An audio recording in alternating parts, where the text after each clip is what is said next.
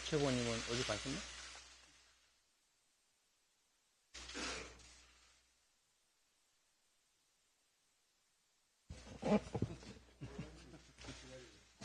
오늘 합류에 시간이 걸리네. 네, 이재명 당대표의 속개 선언으로 더불어민주당 제119차 최고위원 회의를 속개하겠습니다. 네, 회의를 속개하겠습니다. 먼저 이재명 당대표의 모두 발언이 있겠습니다. 네, 지금 대정부 질의와 답변이 이어지고 있습니다. 한덕수 국무총리의 참으로 이해할 수 없는 답변을 들었습니다. 오염수, 희석된 오염수 자기 마시겠다 이렇게 얘기한 것 같습니다. 오염수 배출로 인한 피해 국가의 국무총리가 오염수 배출의 문제점을 지적하고 이를 막거나 또 그에 대한 대책을 강구하지는 못할 망정 아무 문제가 없다라는 취지로 내가 식수로 마시겠다, 마실 수 있다 이렇게 표현하는 것이 과연 가당키나 한 일이겠습니까? 마실 수 있으면 일본이 왜 바다에 내다 버리겠습니까? 마셔도 아무 이상이 없다, 나라도 마시겠다라고 하는 한덕수 총리의 발언이야말로 괴담 아닙니까? 과연 대한민국 정부가, 대한민국 국무총리가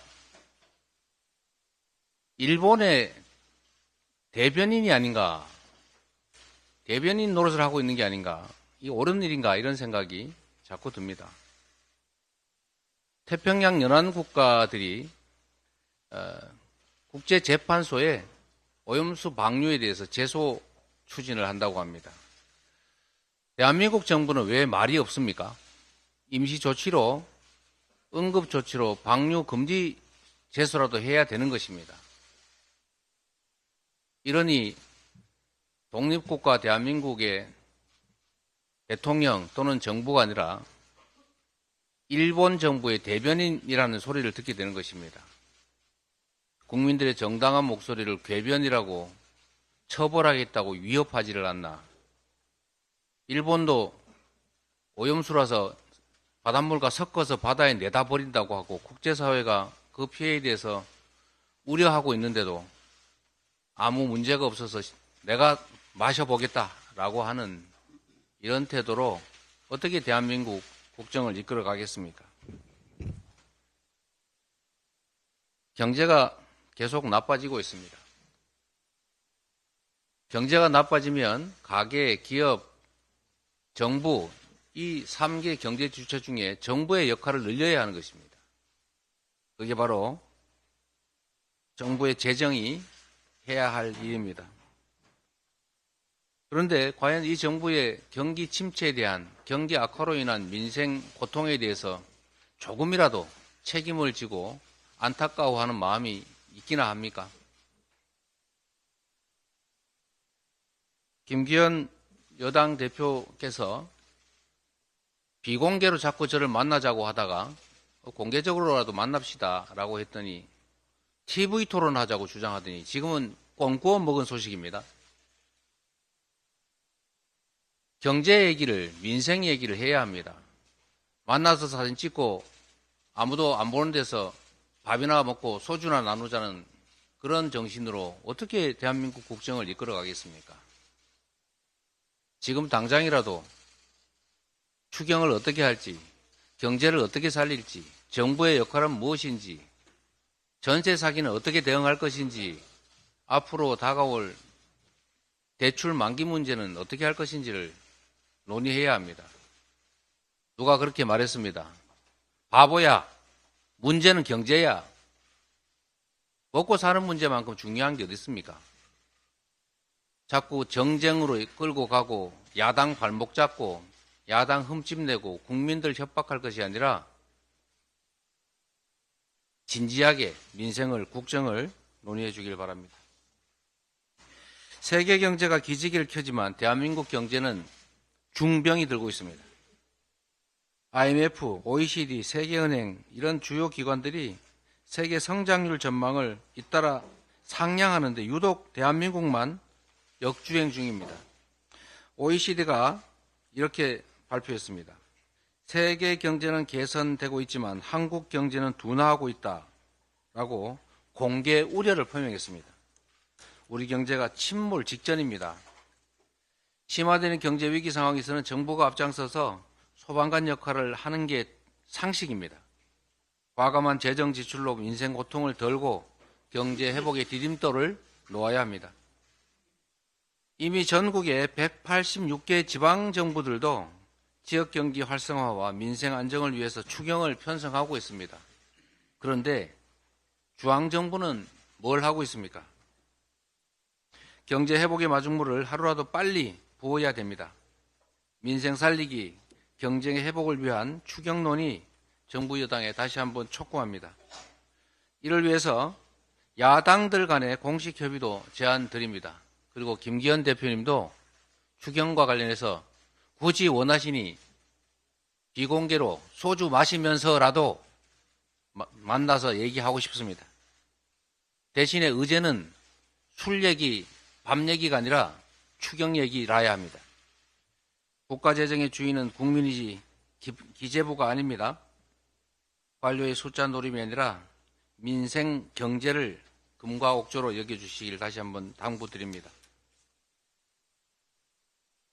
윤석열 정권이 민심의 경고와 우려에도 불구하고 언론 장악을 강행할 태세입니다. 이동관 특보에 대한 의혹들이 날마다 고구마 줄기처럼 쏟아지는데도 개의치 않는 모습입니다. 학폭 은폐 의혹을 둘러싼 증언이 줄을 잇고 있고 거기다가 농지법 위반 외압 의혹까지 터졌지만 정권은 눈과 귀를 틀어막고 있습니다. 국민이 뭐라 하든 내 마음대로 하겠다는 오만함 그 자체입니다. 독불장군 대통령의 위독경 정권이라는 비판을 피하기 어렵습니다. 여론 간보기를 중단하고 언론 장악 음모 포기하시기 바랍니다. 과거의 언론 탄압 전력, 자녀 학폭 은폐 의혹, 농지법 위반까지 이동관 특보는 이미 국민검증 삼진아웃입니다. 국민검증 삼진아웃. 가장 중립적이고 공정해야 할 방통위원장 자리에 가장 부적합한 인사입니다. MB정권 시절에 이동관 특보가 진두지휘했던 언론 탄압으로 고 이용마 기자를 비롯해서 많은 언론인들이 고통받았습니다. 이 특보의 방통위원장 지명 강행은 언론 자유의 사망 선고가 될 것입니다. 민심은 이미 이 특보에 대해서 부적합 판단을 내렸습니다. 이동관 특보를 윤석열 정권의 괴벨수로 만들겠다는 그런 망상 포기하시기 바랍니다. 대통령은 이 특보의 방통위원장 지명 의사를 접어야 합니다. 언론을 겁박했던 MB정권이 어떤 말로를 겪었는지 명심하시기 바랍니다. 이상입니다. 다음으로 박광온 원내대표의 발언이 있겠습니다. 네, 다시 하겠습니다. 정부의 안이함과 오만함에 대한 국민의 비판이 갈수록 커지고 있습니다. 국민은 불안해하는데 총리는 후쿠시마 오염수를 마실 수 있다고 말합니다. 민생은 어려운데 경제부총리는 추경은 필요 없다고 딱 잘라 말합니다.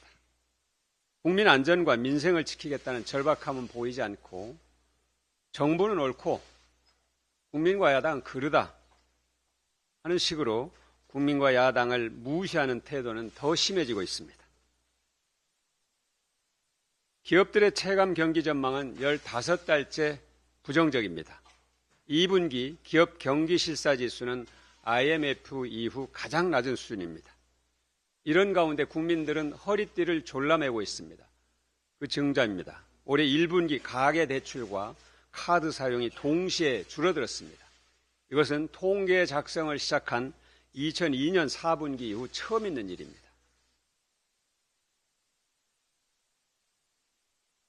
그런 가운데 국민의 삶의 조건인 의식주 비용은 급등하고 있습니다. 라면값은 2009년 2월 이후 가장 폭등했고 우윳값은 2014년 8월 이후 가장 큰 상승폭을 기록했습니다. 특히 에너지값은 자영업자의 생계를 위협하고 있습니다. 여기에 고금리 여파로 8개 카드사의 연체액이 2014년 이후 가장 높게 집계됐습니다. 그런데도 정부가 어제 대정부 질문에서 추경은 없다고 잘라 말한 것은 사실은 대책이 없다고 고백한 것과 같습니다.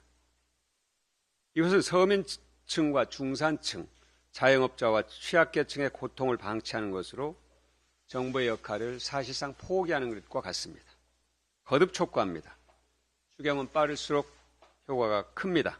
경제위기의 충격을 최소한으로 줄이는 예방주사 역할을 추경이 할 겁니다.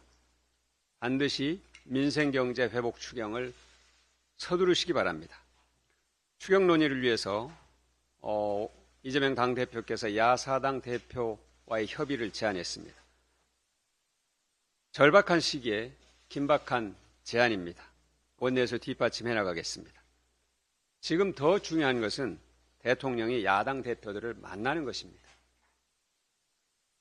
윤석열 대통령이 야당 대표들을 만나서 비상경제 대책을 논의해야 할 때입니다. 민생경제 회복을 위해서 이번 추경은 물론이고 준비에 들어간 내년도 예산까지 폭넓게 논의하는 것이 꼭 필요합니다. 여야정 민생경제 상설협의체를 만드는 일을 적극적으로 검토해야 합니다. 국민의힘과 대통령실이 비상하게 움직일 것을 촉구합니다. 우리 정부가 일본 편드는 듯한 이해할 수 없는 자세를 보이는 가운데 일본은 후쿠시마 원전 오염수 해양 투기 초읽기에 들어갔습니다. 이로 인해서 국내 먹거리 경제에서 가장 먼저 이상 신호가 감지되고 있습니다. 일각에서 소금과 미역, 다시마, 새우, 멸치 같은 해산물들, 수산물들을 사재기하는 일이 발생하고 위기감을 느낀 횟집 등을 운영하는 자영업자들이 소금 사재기에 나서고 있습니다. 민주당이 후쿠시마 오염수 방류를 반대하니까 수산업계가 어려워진다고 얘기하는 어처구니없는 주장을 하는 사람들이 있습니다. 후쿠시마 오염수 방류를 반대할 정부가 그걸 제대로 하지 않기 때문에 수산업계가 불안해하는 것이지 어떻게 민주당이 후쿠시마 오염수 방류를 반대하니까 수산업계가 어려워진다는 터무니없는 혹세무민과도 같은 국민을 현혹하는 말을 할 수 있는지 기가 막힐 따름입니다. 정부는 먹거리 경제에서 나타난 이상 신호를 외면하지 말고 심각하게 받아들이고 지금이라도 후쿠시마 핵물질 오염수 방류 반대에 대한 명확한 입장을 밝히기 바랍니다. 우리 어민과 수산업 종사자를 지켜야 합니다. 국민의힘이 전혀 이 문제에 대해서 관심을 갖지 않는 것처럼 보이는 것, 오히려 방치하는 것처럼 보이는 것, 이것에 대해서 국민들이 반드시 심판할 겁니다. 지난주 여야는 국회 본회의에서 원전 오염수 국회 특위를 구성하기로 합의했습니다. 많은 국민은 오늘부터 여야가 함께 대처해 나갈 것으로 기대하고 있습니다. 지체할 수 없습니다. 민주당은 운영위와 정무위, 환노위, 과방위, 외통위를 중심으로 정부의 국제해양법재판소 잠정조치 청구 촉구 결의안 통과를 추진하겠습니다. 국회검증 특위 구성과 청문회 추진도 본격화하겠습니다. 이상입니다. 다음으로 정청래 최고위원의 발언이 있겠습니다. 한덕수 총리께 묻습니다. 후쿠시마 오염수 처리수 진짜 마실 겁니까? 언제 마실 겁니까? 그렇다면 한덕수 총리 본인 가족들에게도 깨끗하니까 마셔라 이렇게 권할 자신 있습니까? 한덕수 총리의 아무 말 대잔치, 아무 물 대잔치 그 망언을 규탄합니다. 서울대 조국 교수 파면 한국판 드레피쉬 사건인가? 서울대 징계위원회가 조국 교수가 2019년 12월 31일 뇌물수수 혐의로 불구속 기소된 지 3년 5개월 만에 파면 조치했습니다. 징계위에 해부된 사유는 3가지로 딸의 장학금 600만 원 수수 의혹, 사모펀드 관련 증거 조작 의혹, PC 등 증거 은닉조사 의혹인데 이 중 장학금 부분만 1심 유죄 판결이 났고 나머지 2개는 무죄입니다.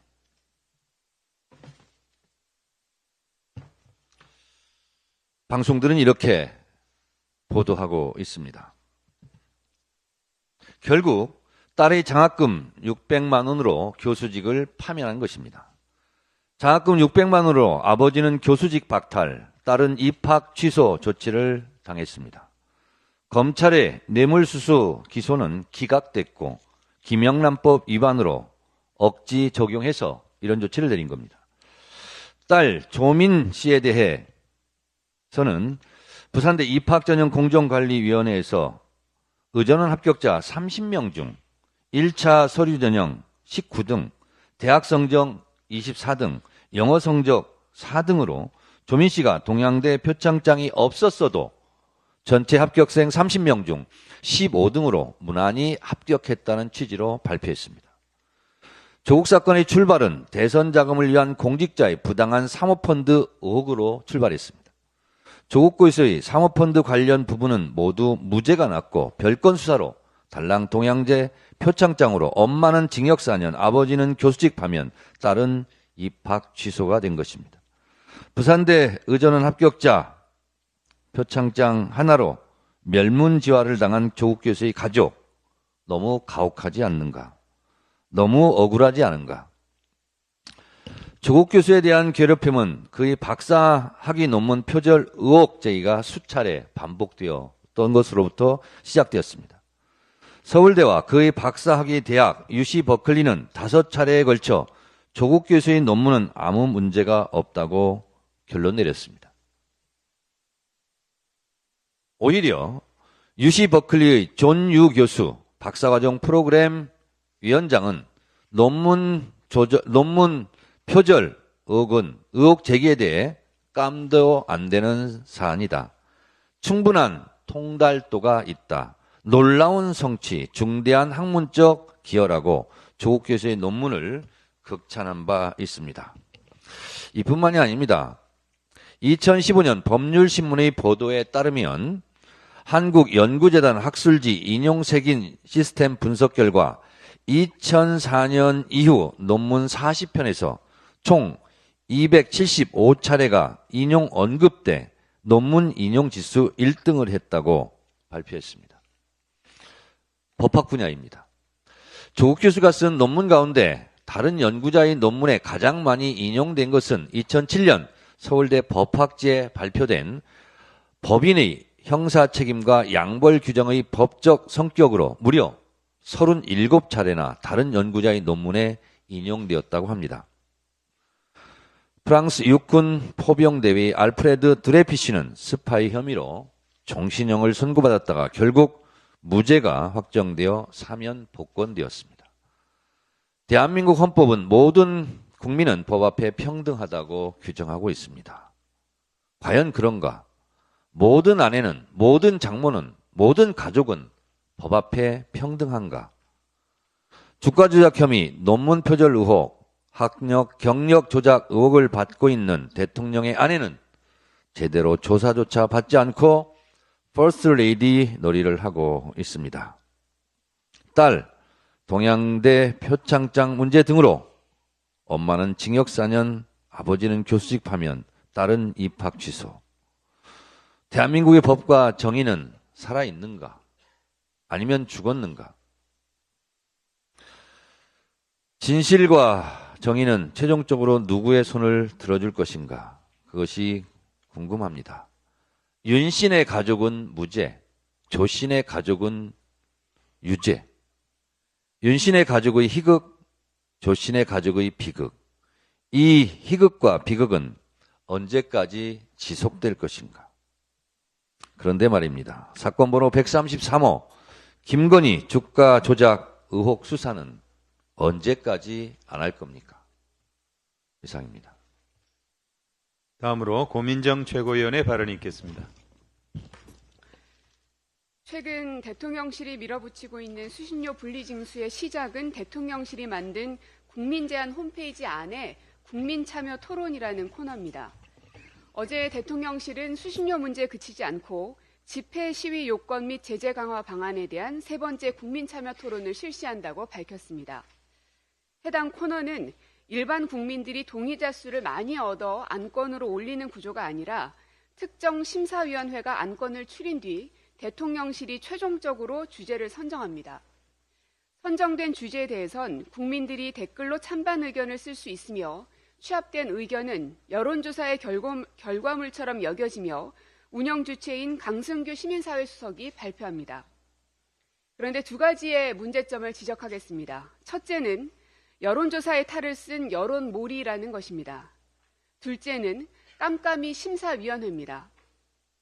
수신료 안건이 올라왔던 당시의 보도를 보면 조선일보는 우리나라 국민 96% 이상이 KBS 수신료 제도에 반대하는 것으로 나타났다.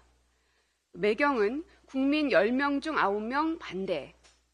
세계일보는 국민 96% KBS 수신료 따로 걷자라고 제목을 붙였습니다.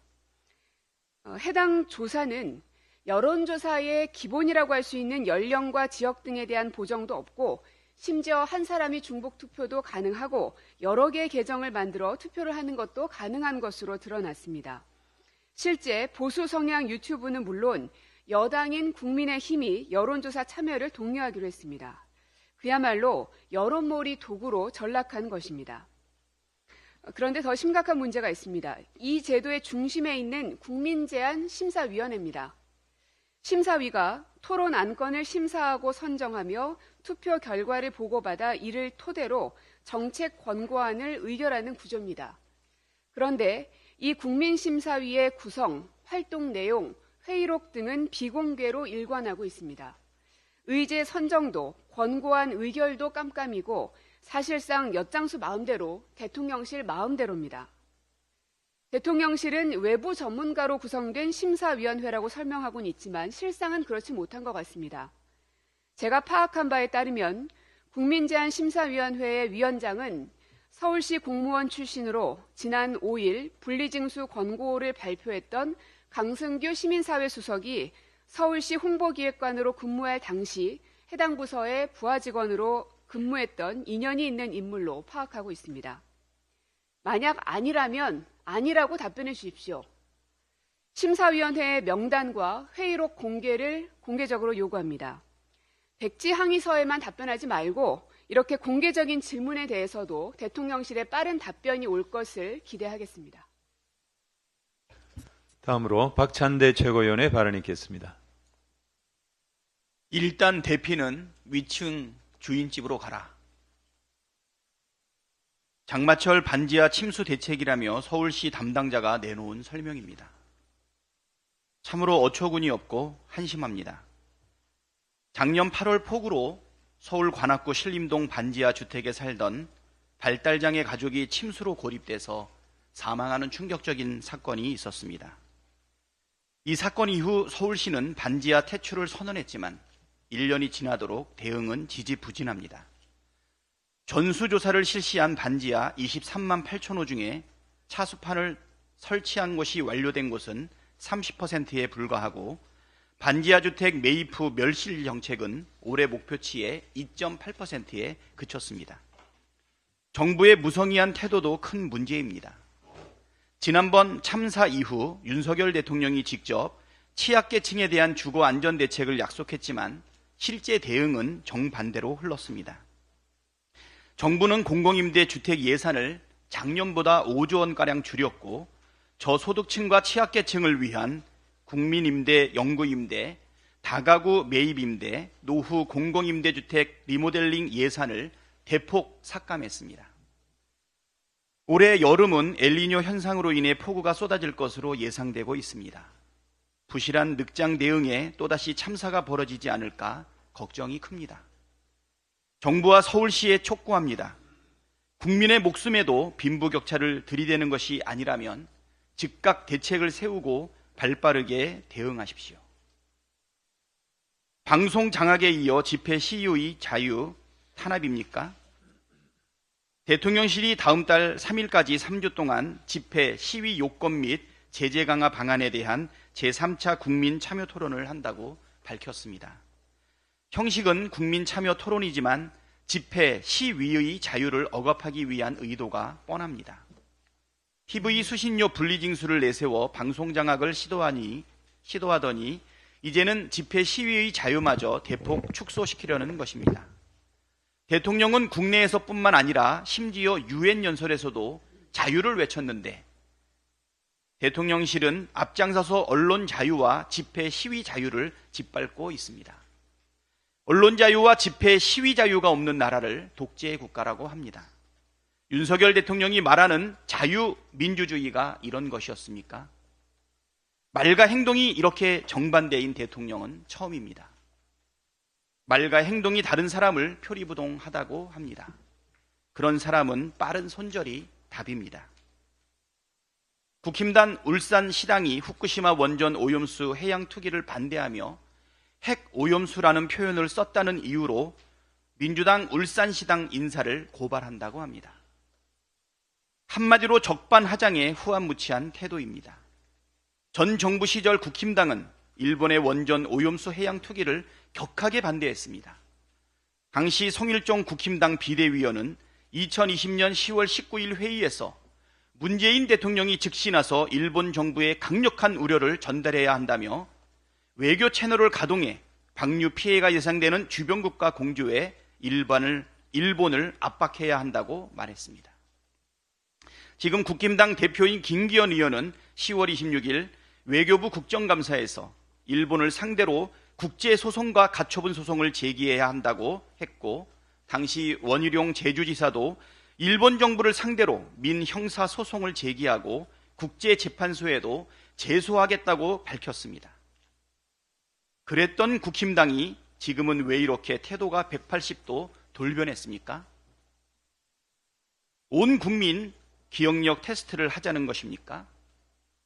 벼룩도 낯짝이 있다고 했습니다. 하물며 사람이면 양심이라는 게 있어야 하지 않겠습니까?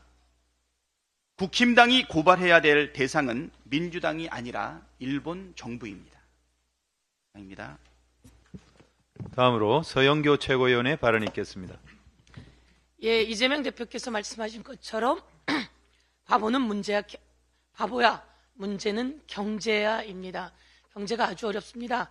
국민들이 아주 고통스럽습니다. 이럴 때 정부가 국민들이 힘을 낼 수 있게 마중물을 만들어야 합니다. 그래서 추경이 필요합니다. 국민이 낸 세금은 국민의 돈입니다. 윤석열 대통령의 돈이 아닙니다. 추경호 경제부총리의 돈이 아닙니다. 그런데 추경호 경제부총리는 추경은 생각하지 않고 있다라고 단호히 이야기합니다. 그렇게 말하는 추경호 부총리, 국민에게 단호한 평가를, 심판을 받게 될 겁니다. OECD가 계속해서 대한민국의 경제 성장률 지표를 하향 조정했습니다. 끝내는 1.5까지 떨어졌습니다. 그랬더니 정부가 이렇게 이야기합니다. 세계가 다 그래요. 그렇지 않습니다. 세계는 경제 성장률이 계속 좋아지게 지표를 OECD가 이야기하고 있습니다. 그런데 대한민국만 이렇게 떨어지고 있는 겁니다. 그랬더니 추경호 부총리가 이렇게 이야기합니다. OECD는 자꾸 우리나라에 대해서 왜 그러죠? 의원님, 야단 좀 쳐주세요. 이렇게 얘기하더라고요. 정말 황당하지 않습니까? OECD 모든 세계적 기구가 대한민국의 경제 성장률 전망치를 하향 조정하고 있고요. 대한민국의 한국은행은 더 하향 조정했습니다. OECD가 1.5라고 경제 전망치를 내놓았는데 한국은행은 1.4포인트라고 경제 전망을 내놓았습니다. 문제는 경제입니다. 윤석열 대통령이 제대로 돌아봐야 합니다. 한덕수 국무총리가 일본의 후쿠시마 오염수 희석하면 마실 수 있다 이렇게 이야기를 했습니다. 그러면서 1만 베크럴 이야기를 했는데요. 제가 오늘 이 얘기를 하겠습니다. 후쿠시마에서 1만 8천 세슘 범벅, 1만 8천 베크럴 세슘 범벅의 우럭이 잡혔습니다. WHO는 세슘 배출 관련해서 1리터당 10베크럴이라고 하는 기준을 이야기하고 있습니다. 물 1리터에 10베크럴의 세슘이 배출되어야 된다 이렇게 이야기를 합니다. 그러면 1만 8천 베크럴 세슘 범벅의 우럭이 잡혔는데 그 물 한덕수 총리 마실 수 있다는 겁니까?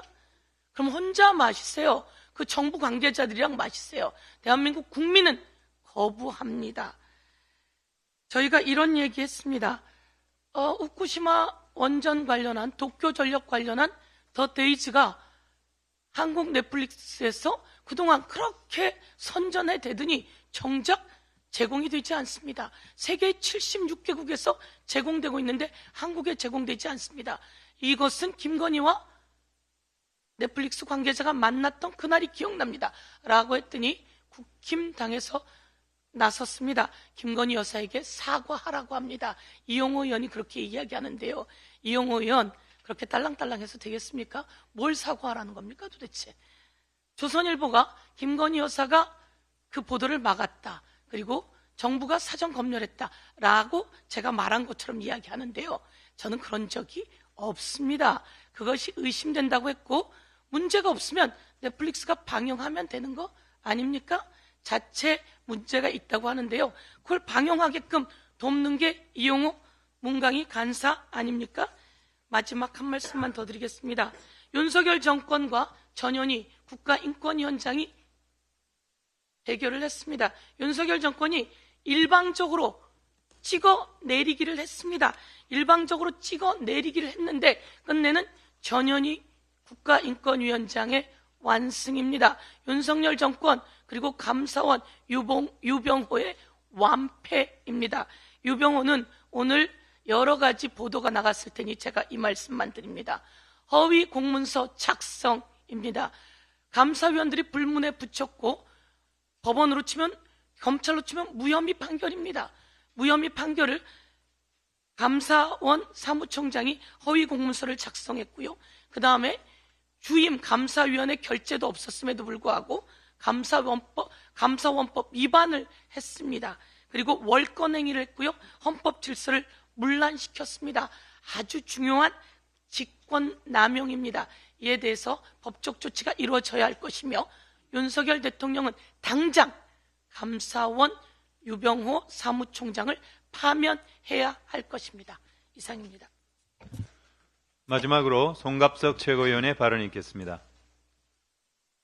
딱 한 달 전 더불어민주당은 당 혁신기구를 만들겠다고 국민께 약속했습니다. 서울 부산시장 보궐선거, 대통령 선거, 지방선거를 연달아 패배하고도 우리 당은 평가와 반성, 그에 따른 혁신을 외면했습니다. 혁신을 외면해온 정당이 결국은 국민들로부터 어떻게 외면당하고 있는가를 깨닫고 재창당의 각오로 국민께 혁신을 약속했던 것이 딱 한 달 전에 쇄신 의총이었습니다. 그리고 막바지에 몰린 쇄신의 시간, 그 귀한 한 달의 시간을 허송했습니다. 어느 칼럼의 제목으로 자문할 수밖에 없습니다. 민주당 간절하고 절박한가? 우리에게 주어진 시간이 많지 않지만 혁신은 제대로 해야 합니다. 적당한 혁신을 적당히 눈감아줄 국민은 이제 없습니다. 혁신은 철저히 국민의 상식과 눈높이에서 국민을 중심에 두고 이루어져야 합니다. 너무나 당연하게도 국민의 선택과 지지를 받지 못하면 총선 승리도 정권 교체도 요원할 뿐이기 때문입니다. 정당의 주인은 당원이 아니라 국민입니다.